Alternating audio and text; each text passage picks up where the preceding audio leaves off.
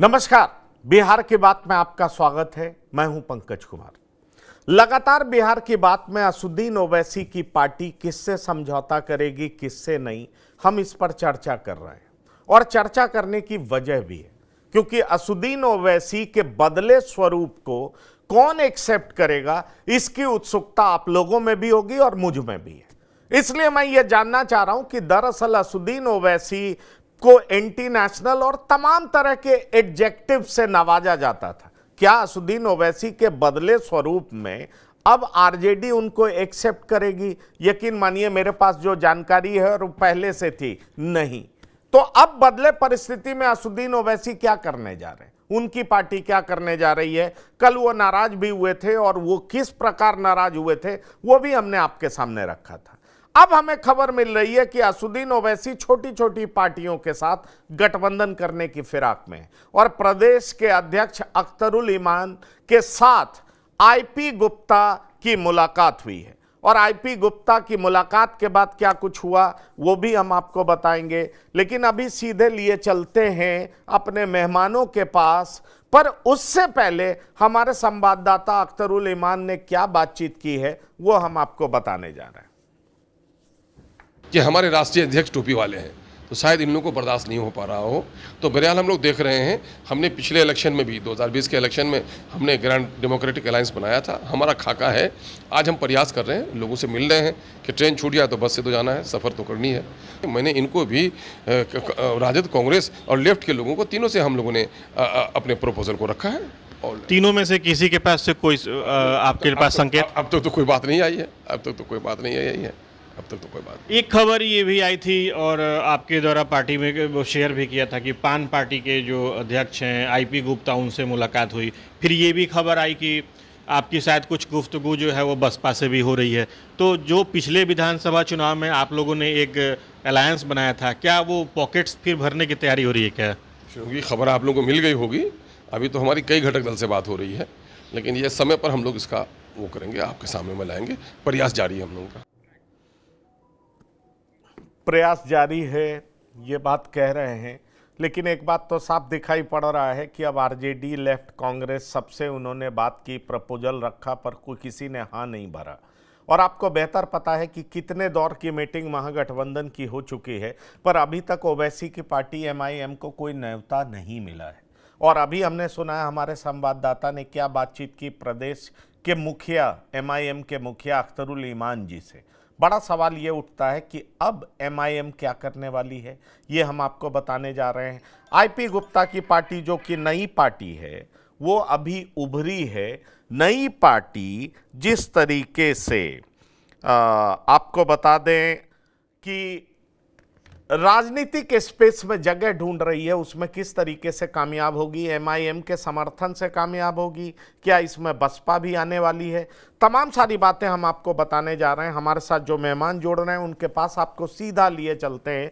हमारे साथ जोड़ रहे हैं फैजान साहब, फैजान अहमद, वरिष्ठ पत्रकार हैं, आपका बहुत स्वागत है। और साथ ही साथ हमारे साथ जोड़ रहे हैं पंकज भारतीय। जी हाँ, पंकज भारतीय वरिष्ठ पत्रकार हैं, वो हमारे साथ जुड़ रहे हैं। आपका भी बहुत स्वागत है सर।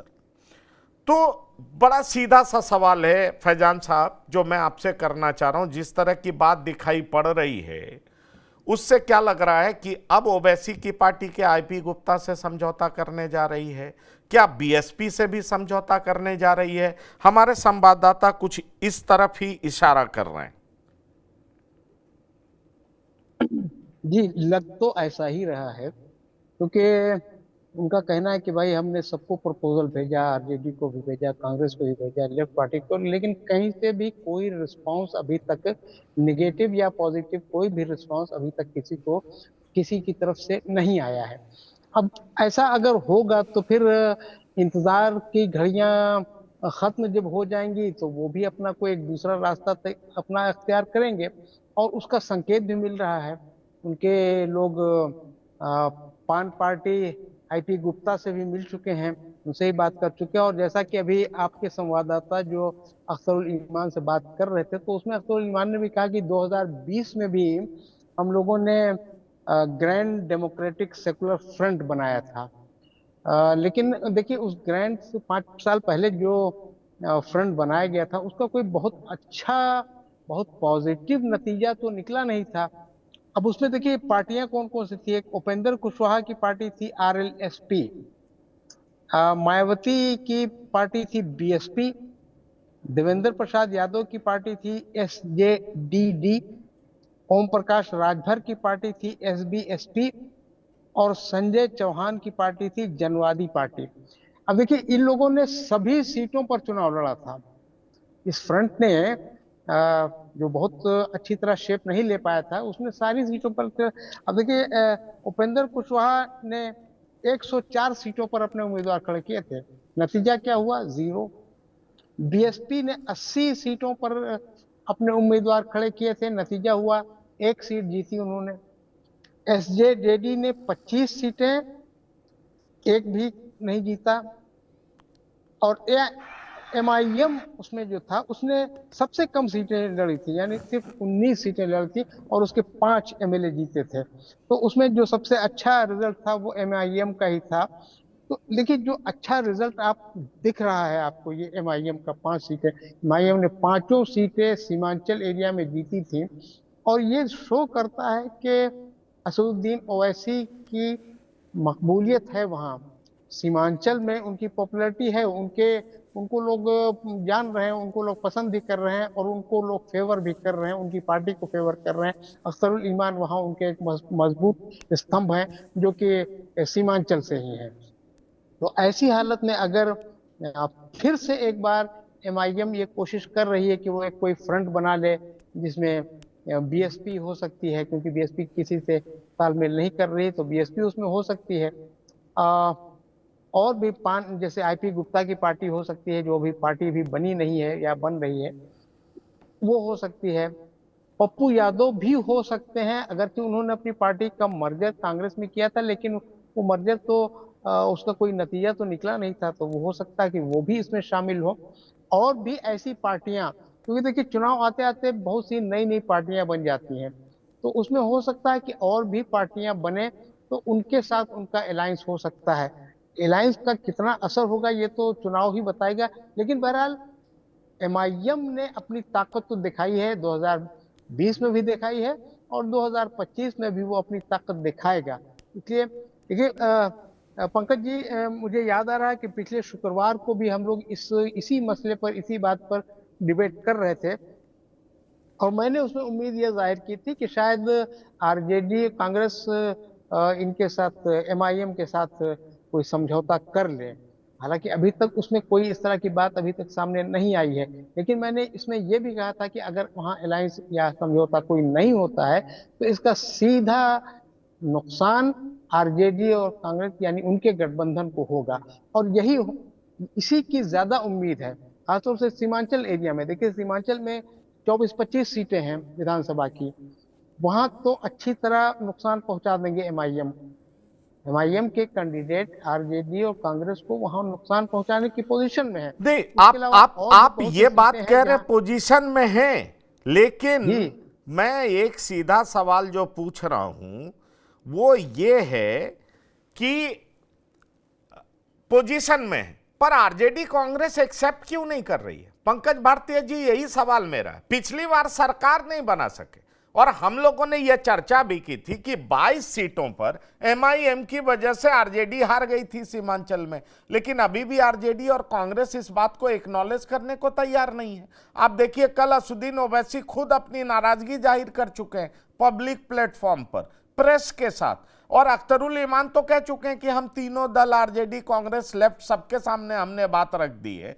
तो पंकज भारतीय जी, सवाल ये उठता है कि महागठबंधन जो कई दौर का मीटिंग कर चुकी है, कोऑर्डिनेशन कमेटी के मुखिया तेजस्वी यादव में अभी एक भी दौर की मीटिंग में AIMIM को बुलाया नहीं गया है, तो इंडिकेशन तो साफ दिख रहा है कि भाई ये लोग बहुत सीरियस नहीं है इनको साथ लेने में। क्या कांग्रेस और RJD को लग रहा है कि भाई बीजेपी को हराने में फ्रंट रनर हम हैं, MIM की हमें कोई जरूरत नहीं, हम क्यों उनको सत्ता में हिस्सेदारी दें, भागीदारी दें? पंकज जी, इस चीज को ऐसे समझने की जरूरत है कि आप अगर 2020 से 2025 की तुलना करते हैं तो अब बड़ा फर्क है। जिस समय में 2020 में ओवैसी साहब ने सीमांचल के इलाके में आउटस्टैंडिंग परफॉर्मेंस दिया था, तब के हालात कुछ और थे और 2025 के हालात अब कुछ और है। बीते 5 सालों में ओवैसी साहब ने, देखिए ओवैसी साहब इसलिए सीमांचल में लोकप्रिय हैं कि अगर वो मान ले जिस तरह से भाजपा में गिरिराज सिंह बातें करते हैं, उसी तरह सीमांचल में आकर के असदुद्दीन ओवैसी साहब बातें किया करते हैं। तो जाहिर सी बात है कि खास करके युवाओं में को उनकी बातें काफी अच्छी लगती है। इस वजह से वो, अगर हम आज भी कहें कि अगर उनकी लोकप्रियता है तो वो युवाओं के बीच ज्यादा है। और उस समय में उनकी बातें नई नई लगी थी और इस वजह से वो बड़ी कामयाबी हासिल करने में सीमांचल में सफल रहे थे। लेकिन उसके बाद आपने देखा होगा कि जो उनके जो 4 विधायक थे वो पाला बदल लिए, आरजेडी के साथ चले गए। सिर्फ उनके खेबनहार इस इलाके में उनके जो प्रदेश अध्यक्ष थे अख्तरुल इमान साहब, वो रह गए। और जो उम्मीदें थी, जिस उम्मीद के साथ लोगों ने ओवैसी साहब को जिताने का काम किया था, मेरा ये मानना है कि वो उम्मीदें यहाँ के उनके वोटरों को पूरी होती हुई नहीं दिखाई दी। और 2025 के हालात आप काफी बदले हुए हैं। खास करके अगर हम बात करें वक्फ बिल की, तो वक्फ बिल के बाद जो है सो स्थितियां और परिस्थितियां काफी बदली हुई है। इस स्थिति में वो 2020 वाली कामयाबी मेरे ख्याल से असदुद्दीन ओवैसी को हासिल नहीं हो तो ताज्जुब नहीं होने चाहिए, क्योंकि इस बार वक्फ बिल के बाद जो सीमांचल के खास करके मुसलमान हैं, वो इस मामले को लेकर उनमें उनमें चलिए काफी चलिए, नाराजगी है। मैं अगर सवाल आपसे करूं, पूर्णिया में मुसलमानों का क्या रुख है? अगर उनके पास असदुद्दीन ओवैसी के रूप में चॉइस होगा तो ज्यादातर लोग किसको वोट करेंगे? मैं आपसे सवाल करना चाह रहा हूं पंकज जी, आप क्या देख पा रहे हैं? मैं जो मैं पूर्णिया ही नहीं, पूरे सीमांचल और कोसी के इलाके की मैं भी बात कर रहा हूँ। अगर एक उनके पास विकल्प के रूप में ओबीसी रहेंगे तो वो ये देखना ज्यादा पसंद करेंगे कि जो एनडीए को शिकस्त देने में कौन कामयाब होता है। उनके लिए प्राथमिकता ओबीसी नहीं होंगे, उनके लिए प्राथमिकता होगी कि एनडीए को कौन हरा सकता है। चलिए, और ऐसी स्थिति में आपने अपनी बात कह दी, आपने अपनी बात कह दी, आपको ऐसा लग रहा है और शायद आरजेडी कांग्रेस भी यही मान रही है। सुजीत हमारे साथ जुड़ रहे हैं, सुजीत पटना से जुड़ रहे हैं। सुजीत ने अख्तरुल इमान से बात की। यह अख्तरुल साहब क्या मान रहे हैं? आपसे बात हुई होगी सुजीत, क्या वो मान रहे हैं कि अभी भी आरजेडी कांग्रेस लेफ्ट के साथ कोई उम्मीद बचा हुआ है? मेरी जानकारी में कोई उम्मीद नहीं है। तो अगर उम्मीद बचा हुआ नहीं है और मैं सीधा सवाल आपसे करूं तो क्या नई परिस्थिति में किसके साथ गठबंधन? पान पार्टी के साथ गठबंधन? किसके साथ गठबंधन? बीएसपी के साथ उम्मीद है क्या? क्योंकि उपेंद्र कुशवाहा तो आने से रहे, मुझे लगता है एसबी एसपी भी नहीं आएगी, राजभर भी इधर तो अब इनके साथ तो चुनाव लड़ेगी नहीं। राजभर को आना होगा तो अकेले लड़ेंगे या एनडीए में लड़ेंगे, और अकेले लड़ेंगे तो इसका खामियाजा उत्तर प्रदेश में भुगतना पड़ सकता है। तो मेरा सीधा सा सवाल है, ये जो ग्रैंड अलायंस तब बना था, अब किस रूप में बन रहा है? अब किसके साथ जा रहे हैं? जरा इन तमाम बातों के बारे में बताएं। ये पंकज जी, आज मेरी जब बात हुई अख्तरुल ईमान से, तो जब मैं उनका 1-to-1 किया, उसके बाद कुछ ऑफबीट भी बातें हुई उनसे। देखिए, उनका स्पष्ट रूप से एक कसक थी उनके अंदर कि उन्होंने कई बार पहल की, लेकिन उस पहल को महागठबंधन की तरफ से एक्सेप्ट नहीं किया गया। वो कसक जो है वो एकदम स्पष्ट रूप से दिख रही थी। अब रही बात लेफ्ट क्या करेगी या फिर लेफ्ट का रुख क्या है उनको लेके, या कांग्रेस को लेके उनका रुख क्या है। देखिए, कांग्रेस जिस तरीके से उन्होंने अपनी बातों के क्रम में इस चीज को बिल्कुल जाहिर किया कि किस तरीके से उन्होंने तेलंगाना में कांग्रेस के साथ उनका रिलेशन कैसा है। उनको उम्मीद थी कि कम से कम तेलंगाना को देखते हुए कांग्रेस यहाँ पर उनका साथ देती, लेकिन वो ये कह गए कि आरजेडी के बिना कांग्रेस कुछ नहीं है, यहाँ तो कांग्रेस ही आरजेडी के रहमो करम पर है, एक तरीके से उनका ये इशारा करना था। तो हमारी बात को कैसे कांग्रेस सुनेगी या फिर एडमिट करेगी। अब लेफ्ट को लेके उनका कहीं कुछ कहना नहीं था। हाँ, उन्होंने ये कहा कि भाई अभी तक हम बातें कर रहे थे, पहल मैंने खुद की थी, वोकल तरीके से बातें हो रही थी, वर्बली हो रही थी, लेकिन अब रिटेन में होगी। उन्होंने कहा कि मैं आज पत्र लिखूंगा। अब पत्र लिखेंगे, जाहिर सी बात है, पत्र लिखेंगे तो उसका जवाब भी उनको, उसके लिए उनको उम्मीद रहेगी कि जवाब भी आ जाए। लेकिन मेरे जो सोर्सेज हैं, जो आरजेडी में बता रहे हैं, जो मेरे अपने सोर्सेज हैं, आरजेडी में दरवाजा बंद है। आरजेडी ने दरवाजा बंद कर दिया है। महागठबंधन में वो इनको नहीं लेंगे, बिल्कुल ही इच्छुक नहीं है। उसका सबसे बड़ा रीजन है, जो कि खुद इस चीज को अख्तरुल ईमान स्वीकार कर रहे हैं। उनका ये कहना है कि अगर उनकी पार्टी सीमांचल में मजबूत होती है तो जाहिर सी बात है वो मुसलमान वोट जो है वो इनके साथ जुड़ेंगे, जो कि लालू प्रसाद यादव कतई नहीं चाहते कि वो उनका एक बहुत बड़ा जो वोट बैंक है वो टूटे और जाके इनसे जुटे। इनका ये कहना था कि शायद ये डर है, इस डर से लालू प्रसाद उनको उनकी एंट्री नहीं होने देने जा रहे हैं महागठबंधन में। अब आपकी है बात की आखिर किसके साथ ये सरकार बनाएंगे, सवाल मैंने ही पूछा, क्योंकि उन्होंने कल बताया था पान पार्टी के साथ इनकी बातचीत चल रही थी। इसमें नया नाम मैंने कहा बसपा, तो उन्होंने इस चीज से इनकार नहीं किया, इनकार कतई नहीं किया कि बसपा हो या कोई और है, बल्कि उन्होंने इसमें एक लाइन और भी जोड़ दिया कि कई पार्टियां हैं। अब कई पार्टियां हैं तो जो मेन स्ट्रीम की पार्टियां हैं पंकज जी, वो अगर आप देखते हैं तो वो तो दो धड़े में बटी हुई है, जो लाइक माइंडेड गठबंधन है उनके साथ जुड़ी हुई हैं। लेकिन अब इन कई पार्टियों में कई ऐसी पार्टियां हैं जो लाइक माइंडेड धड़े में नहीं है। उनमें आम आदमी पार्टी है, उनमें प्रशांत किशोर है। यद्यपि प्रशांत किशोर को लेकर के जब ऑफ द बीट बात हो रही थी तो उन्होंने कहा कि मैं क्यों पहल करूं, वो अगर वो चाहते हैं तो वो पहल कर सकते हैं। उन्होंने प्रशांत किशोर के लिए अपना दरवाजा बंद नहीं किया है। लेकिन आम आदमी पार्टी है जो पूरी तरीके से तैयारी में है कि बिहार में सभी सीटों पर अपना चुनाव लड़ेगी। बहुजन समाज पार्टी है, इसका भी यही कहना है कि सभी सीटों पर अपने दम पे चुनाव लड़ना है उसको। तो ऐसी कई पार्टियां हैं, हो सकता है उन्होंने कहा कि जब हम सफर में चलते हैं, ट्रेन नहीं मिलती है तो बस पे भी सफर कर लेते हैं। इशारा उनका स्पष्ट है कि वो गठबंधन करेंगे। अब गठबंधन करेंगे थर्ड फ्रंट में, तो थर्ड फ्रंट का हाल तो 2020 में सबने देख चुका है। थर्ड फ्रंट में तब ओम प्रकाश राजभर भी थे, उपेंद्र कुशवाहा भी थे, कई छोटे मोटे दल थे, ओवैसी थे, बहुजन समाज पार्टी थी, 5-6 छोटे मोटे दल थे। लेकिन नतीजा क्या हुआ, केवल एक सीट मिली थी। जमा खान के रूप में जो विधायक बने थे बसपा की टिकट पर, बाद में जदयू में शामिल हो गए, नील बटा सन्नाटा हो गया। इसके अलावा उनके दिल में एक और कसक थी कि चार हमने हमारे 5 थे, हम एक हैं, 4 हमारे चले गए, फिर भी मैंने अपना दिल बड़ा किया।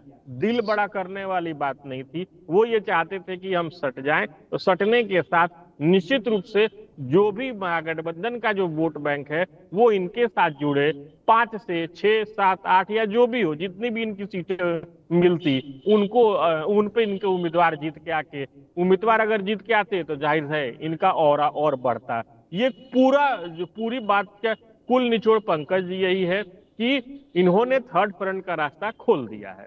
चलिए, थर्ड फ्रंट का रास्ता खोल दिया। फैजान साहब, आप अभी भी उम्मीदों से देख रहे हैं, लेकिन अख्तरुल ईमान लगभग मान चुके कि हमारे लिए रास्ते बंद हैं। हमारे संवाददाता भी बता रहे हैं कि आरजेडी के भीतर से जो इनको खबर मिल रही है वो असुद्दीन ओवैसी के लिए रास्ते दरवाजे खुले हुए नहीं हैं। ऐसे में सवाल उठता है कि जो छोटी छोटी पार्टियों से ये गठबंधन करने की सोच रहे हैं, पान पार्टी, आम आदमी पार्टी, उसमें मुझे तो नहीं दिखाई पड़ता है कि और कोई ऐसी पार्टी, बीएसपी भी हो सकती है, पर इसके अलावा और कोई दिखाई पड़ता है आपको जो इनके साथ आ सकता है?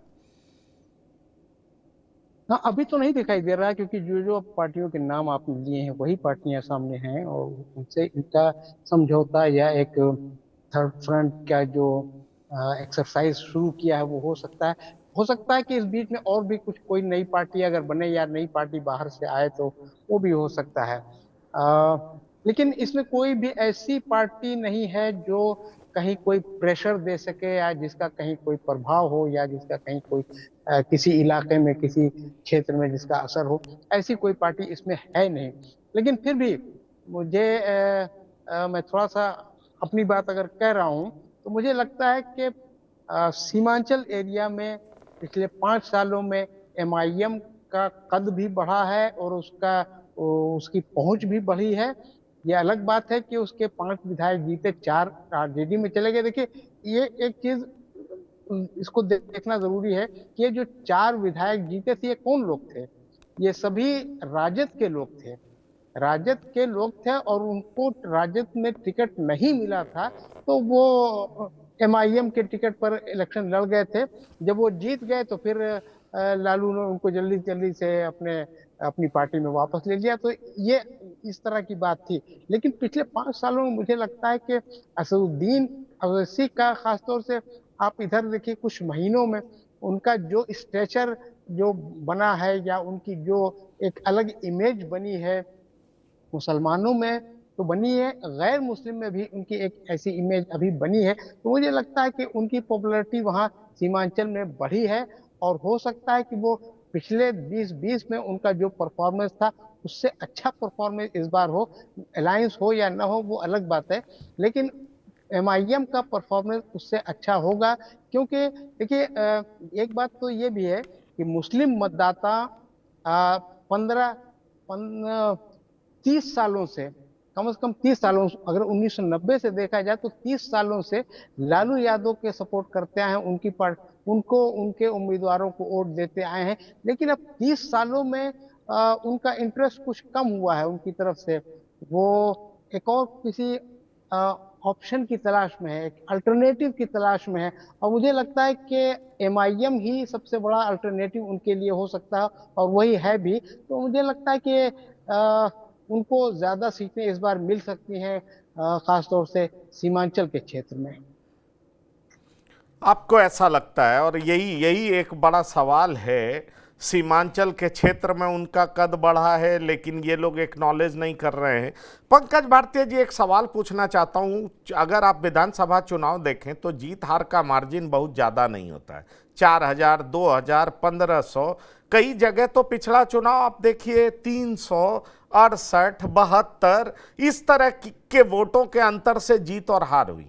मैं आपसे ये सवाल पूछता हूं, अगर असदुद्दीन ओवैसी 50 सीट पर लड़ते हैं और 5000 से ज़्यादा वोटों का नुकसान करते हैं, जैसा कि हमने देखा बेलागंज में क्या हुआ था उपचुनाव में, मुस्लिम उम्मीदवार थे और भारी बहुत ज़्यादा वोट लाए और हालत ये हो गई कि 35 साल का किला ढह गया। ऐसे में सवाल ये उठता है कि क्या महागठबंधन बड़ी गलती कर रही है या महागठबंधन बहुत सोच समझ करके फैसले ले रही है? कैसे देखते हैं आप?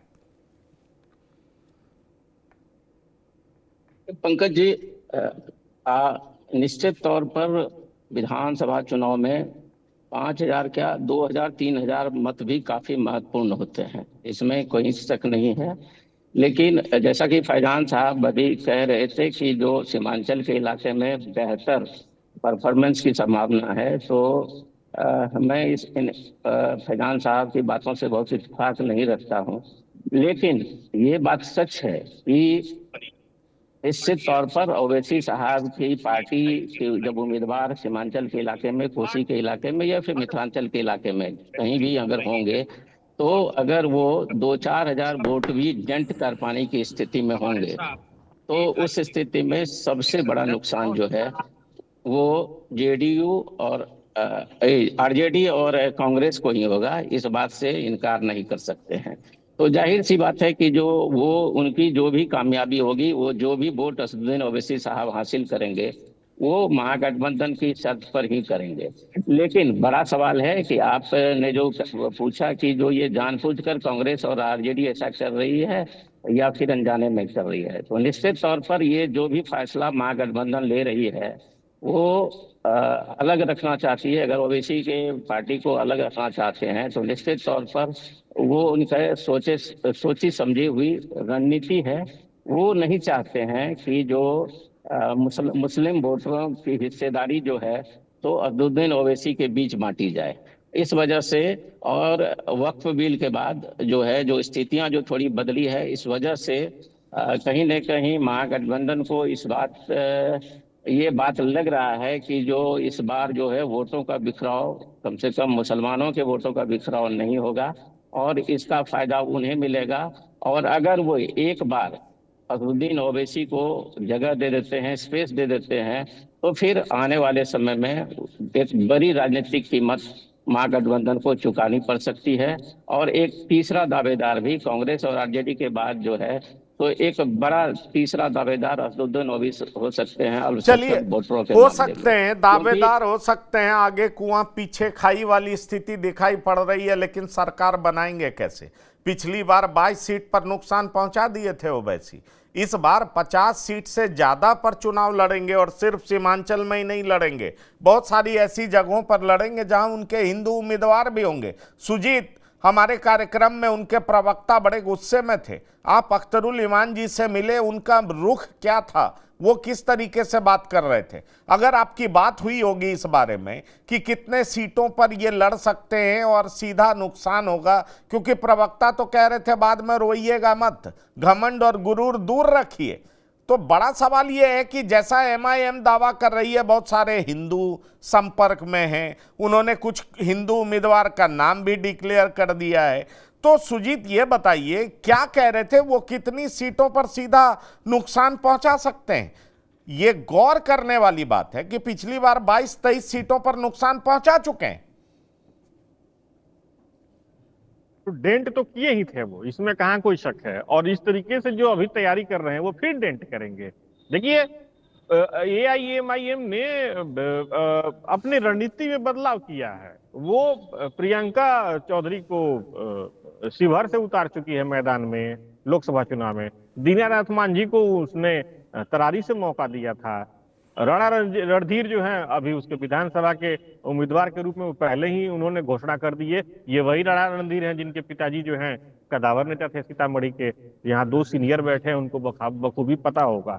और जिस तरीके से उनका ये कहना था कि भाई हमारे ऊपर ये टैग लगता है कि हम केवल मुसलमानों की पार्टी है, जबकि ऐसा नहीं है। और इस चुनाव में वो इस बात को साबित करेंगे। ये पहली बात है। अब रही दूसरी बात, कितनी सीट पे, ये बात मेरी उनसे हुई थी। मैंने उनको टोका था कि गठबंधन ही सही, अगर आप महागठबंधन में जा रहे हैं, या फिर थर्ड फ्रंट ही सही, आप आखिर कितनी सीटों पर अपनी दावेदारी पेश करेंगे? तो उनका एक लाइन का जवाब था कि सम्मानजनक। अब ये सम्मानजनक सीट क्या होती है, उसकी परिभाषा तो खैर वही बता सकते हैं मेरी नजर में क्या है और उनके नजर में क्या है। लेकिन एक सीट पे उतरे वो या फिर कई सीट पे उतरे पंकज जी, वो डेंट करेंगे। क्योंकि जितनी तेजी से वो मजबूत हुए हैं, बिना मजबूती के तो उन्होंने 22 सीटों पे डेंट कर दिया था। और जिस तरीके से अभी वो मजबूती के साथ उन्होंने पूरे बिहार में अपनी संगठन को खड़ा किया है। वो 25 से ज्यादा जिलों में अभी उनका संगठन बहुत एक्टिव है। और माफ करेंगे, इसके अलावा उनका जिला संगठन जो है वो ब्लॉक लेवल पर, बकौल अख्तरुल ईमान ब्लॉक लेवल पर मेहनत कर रहा है कि कैसे जो है वो टारगेट कर सकता है अपने वोटरों को। तो जब आप मजबूत नहीं थे तो आपने 20 से 22 सीटों पर डेंट कर दिया, लेकिन जब आप मजबूत होंगे तो कितनी सीटों को आप डेंट करेंगे, अंदाजा लगा सकते हैं। और उसमें भी जब आप दावा कर रहे हैं कि हम हिंदू उम्मीदवारों को उतारेंगे, टैग जो लगा है उसको मिटाएंगे, तो निश्चित रूप से आप ये मान के चलिए पंकज जी, फिर इससे महागठबंधन को नुकसान होने वाला है। इसमें कहीं कोई शक नहीं है।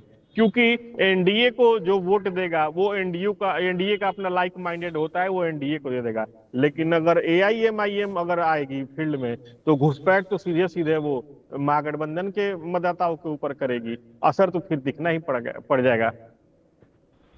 चलिए, असर तो दिखना ही पड़ जाएगा। तो एक चीज आप जो ये अख्तरुल ईमान कह रहे थे कि कांग्रेस आरजेडी पर निर्भर है, मतलब एमआईएम को गुस्सा आरजेडी से है, नाराजगी आरजेडी से है, फैसला आरजेडी को लेना है और आरजेडी घुमा रही है, कांग्रेस को फैसला नहीं लेना है। मतलब एमआईएम नाराज आरजेडी से है, आप ये कहना चाह रहे हैं?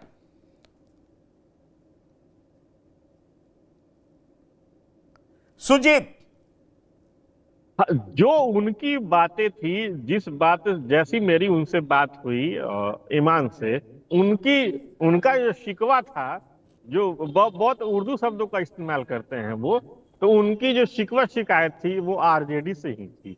वो खुद इस चीज को मान के चल रहे थे कि अगर एंट्री अगर संभव है महागठबंधन में तो आरजेडी को लेकर के है। आरजेडी अगर हरी झंडी दिखा देगी तो वो फिर महागठबंधन में उनको एंट्री मिल जाएगी। लेकिन अब जब उन्होंने एक समेकित प्रयास किया कि केवल आरजेडी के भरोसे नहीं रहेंगे, आरजेडी के साथ लेफ्ट के जितने भी दल हैं उनको भी वो पत्र लिखेंगे और कांग्रेस को भी लिखेंगे। पत्र लिखने के मामले में वो सबको समान मान रहे थे। लेकिन डिसीजन टेकिंग के मामले में एंट्री होगी या नहीं होगी, उसमें वो आरजेडी को लीडर मान रहे थे। शिकायत उनकी आरजेडी से ही थी। उनका ये करना था कि मतलब बिल्कुल बेरुखा सा रुख दिखाया जा रहा है। आरजेडी ने तो स्पष्ट रूप से कह दिया कि भाई मौखिक रूप से कुछ नहीं होता है। अब मौखिक रूप से कुछ नहीं होता है तो इन्होंने पत्र लिख दिया। आरजेडी ने कहा कि समन्वय समिति में इस बात को रखा जाएगा। अब समन्वय समिति में इस बात को कब रखा जाएगा देखते हैं। एक दो दिन में ऐसी खबरें आ रही हैं कि 5 जुलाई के बाद से समन्वय समिति की बैठक हो सकती है। अब उसमें एंट्री हो या नहीं हो ये अलग चीज होगी, लेकिन मुझे ऐसा लगता है कि 5 जुलाई के बाद से धीरे धीरे बिहार में थर्ड फ्रंट का आकार शुरू हो सकता है, एक शेप शुरू हो सकता है। जो बोलते हैं ना, एक बीज पड़ सकती है थर्ड फ्रंट को लेकर के। मुझे ऐसा लगता है कि आने वाले दिनों में एक महागठबंधन की बैठक है, उसका इंतजार ये करेंगे कि वहां से क्या उनको हरी झंडी मिलती है या कैसी झंडी मिलती है। उसके बाद से फिर ये अपने रास्ते पे चल पड़ेंगे। चलिए, हम आपकी ये बात मान भी लेते हैं, पर फैजान साहब बात ये है कि अगर ये थर्ड फ्रंट बनता है तो थर्ड फ्रंट ज्यादा डैमेजिंग किसके लिए होगा, ये एक सवाल है। बीएसपी के साथ अलायंस करते हैं, पान पार्टी के साथ अलायंस करते हैं, आम आदमी पार्टी के साथ ये अलायंस करते हैं, तो फर्ज करिए यूपी से सटा हुआ जो इलाका है वहाँ पर इनका अलायंस होता है, तो बीएसपी के वोटर्स हैं वहाँ पर, तो ये डैमेज ज़्यादा किसको करेगा? अगर मैं आपसे सवाल करूं, सीमांचल में तो आरजेडी को करेगा, पर उधर के इलाके में किसको करेगा? और ओवरऑल जैसे सीतामढ़ी, मधुबनी, मोतिहारी, यहां से भी इनके उम्मीदवार उतरेंगे मैदान में, तो आप क्या देख पा रहे हैं? ये पोटेंशियल थ्रेट किसके लिए ज्यादा है?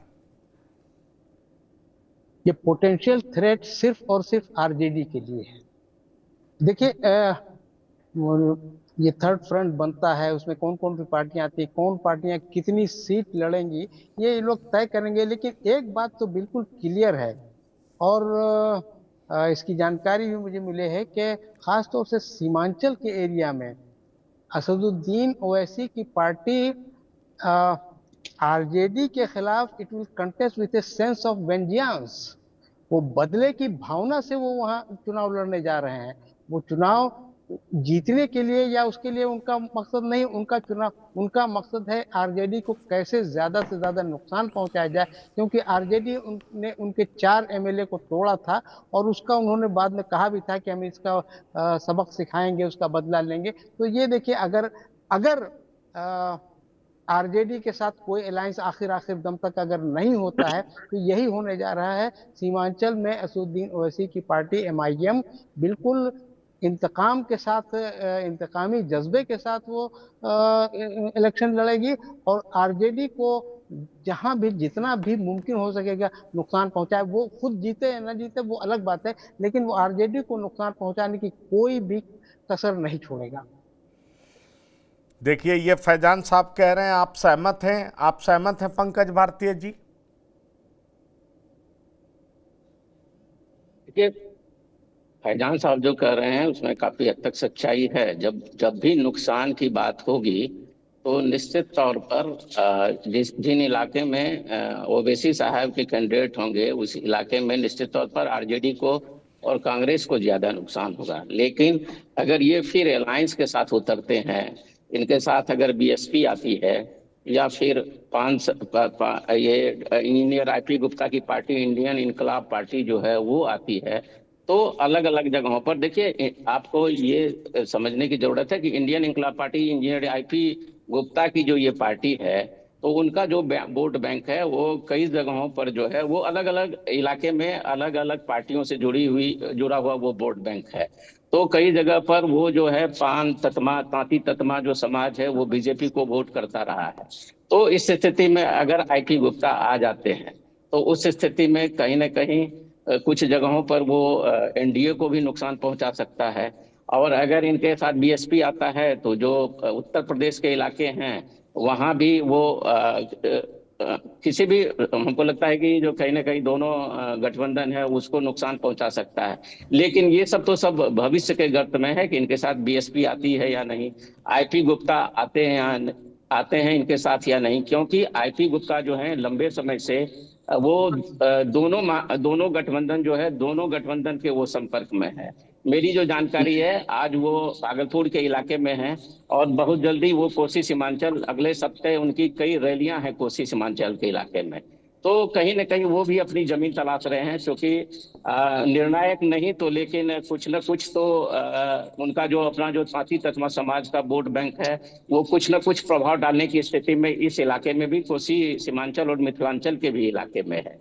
तो ये तमाम चीजें निर्भर करेगी कि जो इनका जो फिर से ग्रैंड अलायंस बनता है या किस तरह का अलायंस बनता है ओवैसी साहब का, तो तमाम चीजें उस पर निर्भर करेगी कि इनके साथ साथ कौन कौन पार्टियां आ सकती है। तो फिलहाल तो जो नजर आ रहा है उसमें आईपी गुप्ता आ सकते हैं और फिर बीएसपी आ सकती है। इसके अलावा तो नहीं, फिलहाल चलिए, और कोई आपको बड़ी आपको पार्टियां पर नजर यही नहीं आ है ना रही। कि बीएसपी के जो वोटर्स हैं वो तो ज्यादातर वोटर किन के वोटर्स हैं? वो तो महागठबंधन के वोटर्स हैं बिहार में। खास तौर पर डॉक्टर संजय भी हमारे साथ जुड़ गए हैं, आपका स्वागत है। पर मैं आपसे ये पूछना चाहता हूं सुजीत कि आपने आरजेडी के नेताओं से नहीं पूछा या अख्तरुल ईमान जी से नहीं पूछा, जब लालू प्रसाद और असुद्दीन ओवैसी दोनों एक दूसरे से बात करते हैं? असुद्दीन ओवैसी के प्रवक्ता कह रहे थे कि छपरा के चुनाव में लालू प्रसाद के तरफ से फोन गया था, हमारे चैनल में बोले हैं, और इसलिए ओवैसी साहब ने कोई कैंडिडेट नहीं उतारा। तो दोनों लोग औपचारिक तौर पर बात क्यों नहीं कर रहे हैं? क्या केवल पॉलिटिकल स्टंट कर रहे हैं, राजनीतिक खेल खेल रहे हैं? दोनों को पता है कि ना ये हमें लेंगे ना हम साथ जाएंगे, तो ये केवल अपने मतदाताओं को ये बताने के लिए कि हम सब इकट्ठा होकर बीजेपी को हराना चाहते हैं, पर जमीनी तौर पर दोनों एक दूसरे को इसके लिए प्रयासरत करते हुए तो दिख नहीं रहे।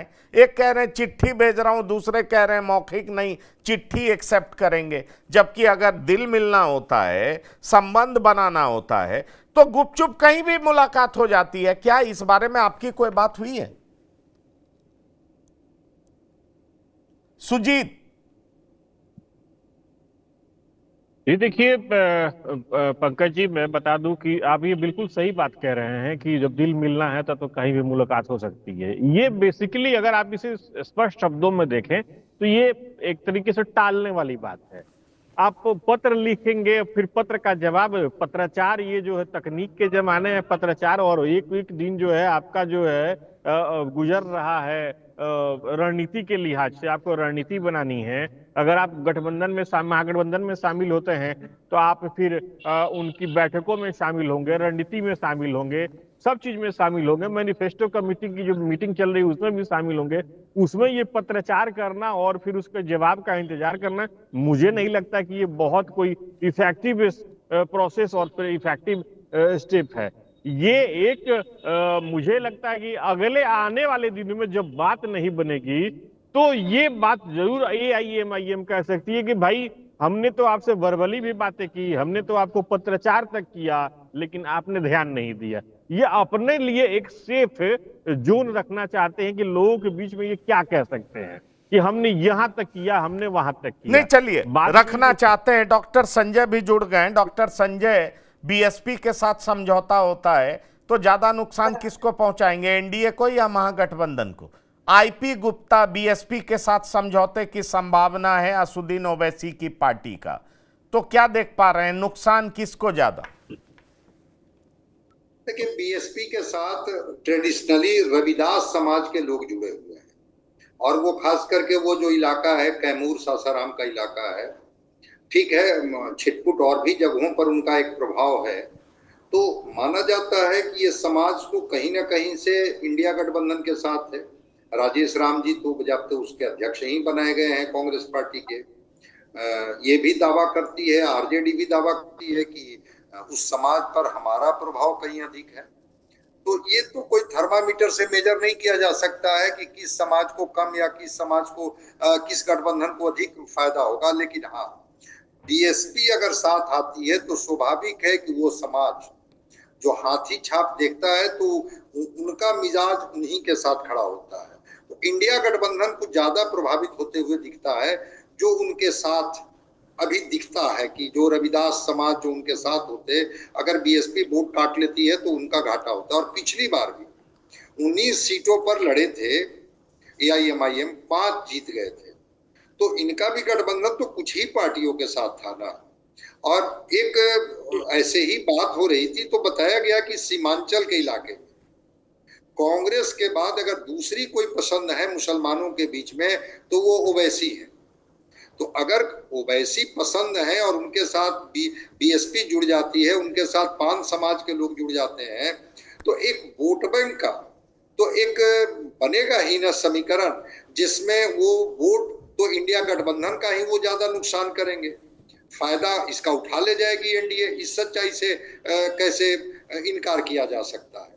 अब रह गई बात कि वो करेंगे छोटे छोटे दल, तो छोटे छोटे दल में तो दो का तो पत्ता दिख रहा है कि भाई बीएसपी और इनके साथ पान समाज, और कौन छोटे छोटे दल है जिनको देखना होगा कि कैसे इनके साथ आते हैं। जहां तक महागठबंधन की बात है, लगता नहीं है कि महागठबंधन के साथ अब कोई बात इनकी बन पाएगी। अब ये मन बना चुके हैं और थर्ड फ्रंट की तरफ ये बढ़ चुके हैं, चूंकि महागठबंधन। नहीं, चलिए आप डॉक्टर संजय जो कह रहे हैं, एक सवाल मैं पूछना चाहूंगा। पिछली बार मगध में भी इन्होंने जोरदार तरीके से नुकसान पहुंचाया था, पर मगध में आरएलएसपी ने ज्यादा नुकसान पहुंचाया था एनडीए का, आरजेडी को फायदा हुआ था।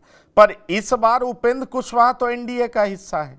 ऐसे में सवाल उठता है कि जो नया अलायंस आप देख पा रहे हैं थर्ड फ्रंट का, हो सकता है उसमें आम आदमी पार्टी भी हो सकता है उसमें बसपा भी हो, और पान पार्टी की मुलाकात तो हुई ही है, और ओवैसी की पार्टी तो होगी ही। तो किन इलाकों में आप इस गठबंधन का ज्यादा प्रभाव देख रहे हैं जो महागठबंधन के लिए खासा परेशानी का सबब बन सकता है? 2020 के चुनाव में हमने देखा था कि तकरीबन 22 सीट पर ओवैसी की पार्टी ने डेंट पहुंचाया था तेजस्वी यादव को, महज 12,500 वोट से पीछे रह गए थे। इस बार इन लोग को लग रहा है कि नहीं, हमारी स्थिति बहुत अच्छी है, हम जीतेंगे, मुसलमान का वोट बटेगा नहीं, क्योंकि फ्रंट रनर बीजेपी के सामने हम ही हैं।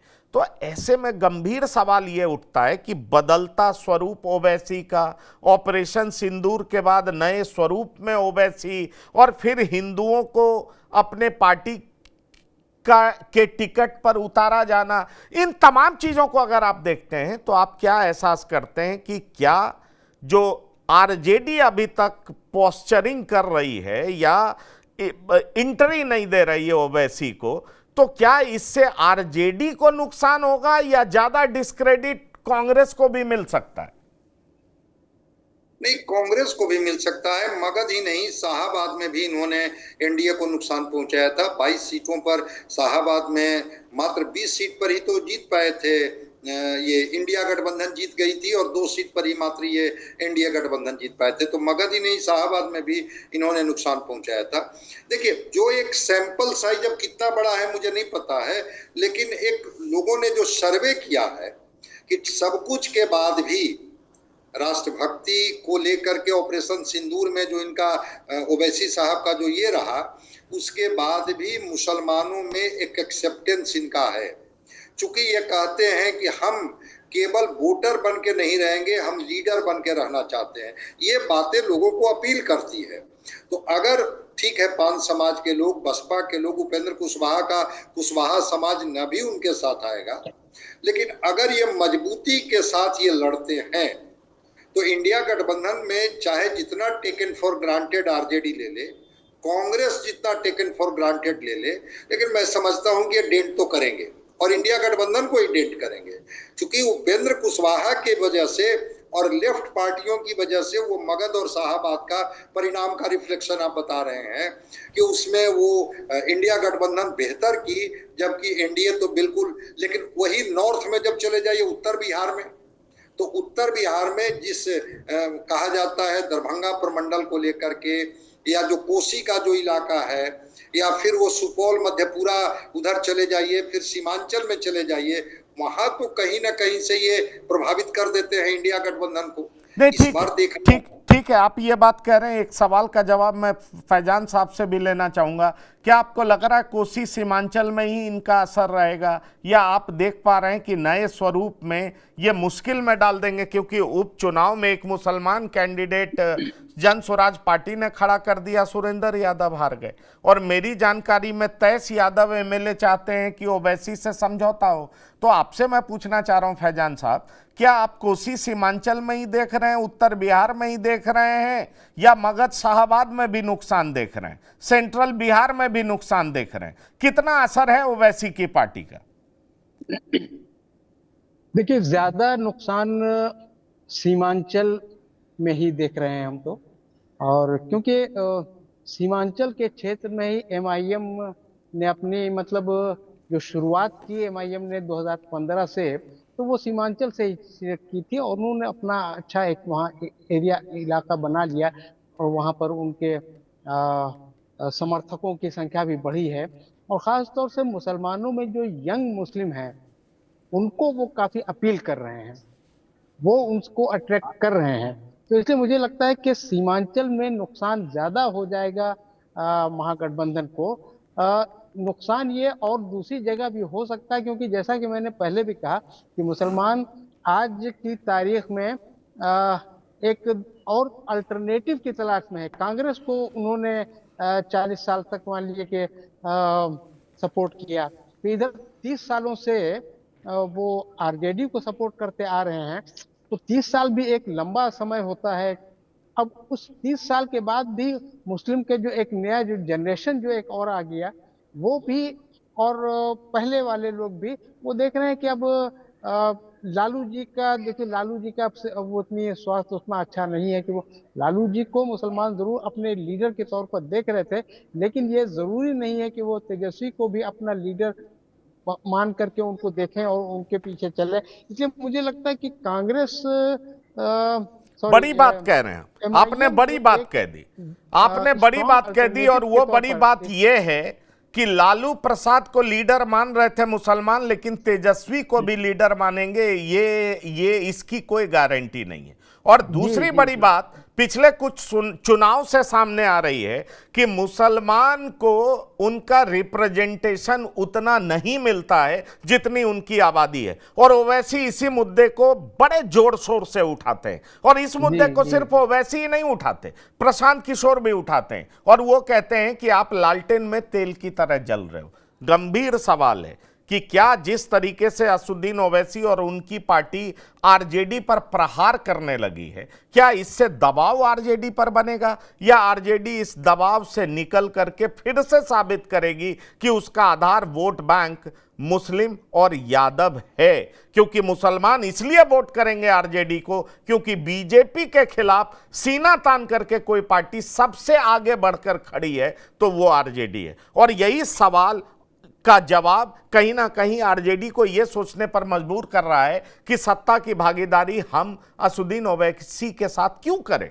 तो फैजान अहमद साहब, बिहार की बात में शिरकत करने के लिए पंकज भारतीय जी, डॉक्टर संजय कुमार, सुजीत कुमार, बहुत बहुत धन्यवाद और शुक्रिया। तो बिहार की बात में इतना ही। ताजा तरीन खबरों के लिए हम लगातार देखते रहेंगे TV9। धन्यवाद, नमस्कार।